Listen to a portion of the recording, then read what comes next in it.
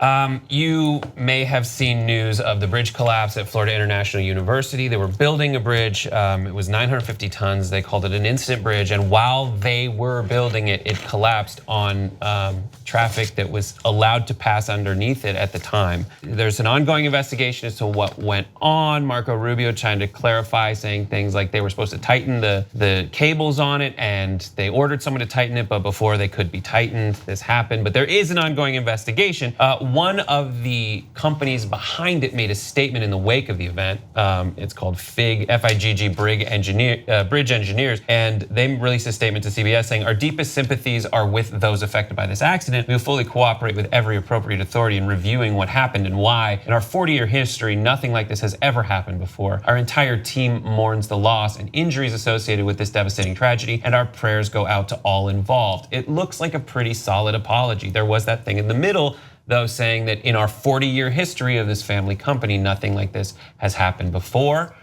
But news has surfaced of a previous incident, as reported by WTKR through a Virginia paper, saying construction of the South Norfolk Jordan Bridge back in 2012 was put on hold. It was designed by the same firm after a truss used to build the bridge shifted, which sent a 10-foot, 90-ton piece of concrete crashing down to the railroad tracks below in June 2012. 4 workers were injured in the incident. As a result, the firm was fined officially $28,000.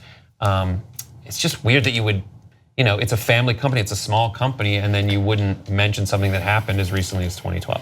And also, I thought I read that they put it up in like 6 hours, and that there was plans not even to have this bridge ready until next year. So what's the rush and what's the payoff for? I mean, it's a footbridge. Go around. Who cares? Yeah. Why would they risk people's lives? It's this new construction method called accelerated bridge construction, and it was developed. I vote no. On name alone, I vote no. Right.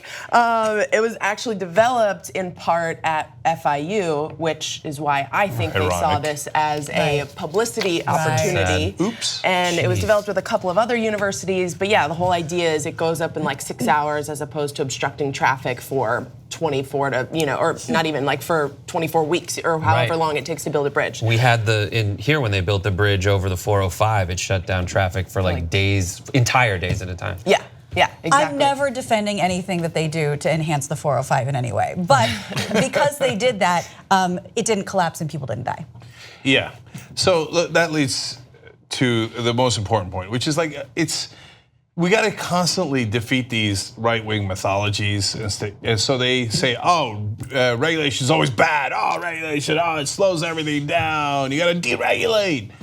Well, it kind of depends, doesn't it? Right? So if there's overregulation, which is entirely possible, then yeah, you should deregulate a little bit. If Wall Street keeps crashing the economy, I'd step up the regulation rather than step it down, as an example. And in bridges, let's keep it up. Let's keep the regulations up, right? Because if bridges fall, then people die, and it's kind of a bad idea. Look. Buildings used to collapse all the time back in the day. We didn't know how to build them to be earthquake resistant, for example, when earthquakes hit, right? Or we did know, but there was no regulations enforcing it, so it was cheaper to build a building without those required regulations built in. Yes, that's right. Now, it does cost more to build a building in LA now, but guess what? In the middle of an earthquake, you're super psyched that they built it that way, because when a 90-ton slab of concrete falls in your head, it kind of hurts. Yeah, it's terrible. And MCM, the other company that was involved in the actual construction, said that, or it was reported that they also had 11 violations since 2013 and had been fined $50,000 over that time. That was reported in Time Magazine through stats from OSHA.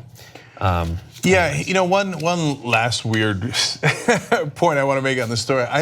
So Wolfpack is an organization to get money out of politics. You hear me talk about it all the time. wolf-pack.com/go.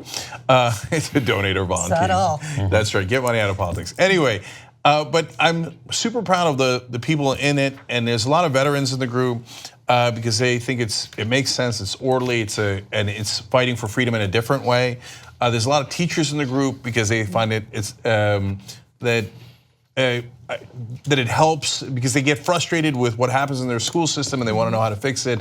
They logically figure out that it's money in politics. But there's also a lot of engineers. And I talked to a couple of engineers in a row a couple of years ago. I remember having these conversations with the volunteers, right? And I was like, what drew you to Wolfpack? He's like, and one of them made a great comment that I quote from time to time on the show. You can't half build a bridge, right? If you're an engineer, you have to get the bridge 100% right. Right, and so they think Wolfpack is logical, and it brings you all the way to an amendment, which actually solves the problem, which is very nice of them to say. But I was reminded of that reading this story. You can't even 99% build a bridge. You know, if you're an engineer, you got to get it 100% right. That's why regulations are important in cases like this. If you become a member of the Young Turks, you'll be saying, you know, I'm like a smart person. So do it right now. tytnetwork.com/join. Get the whole Young Turks show every day.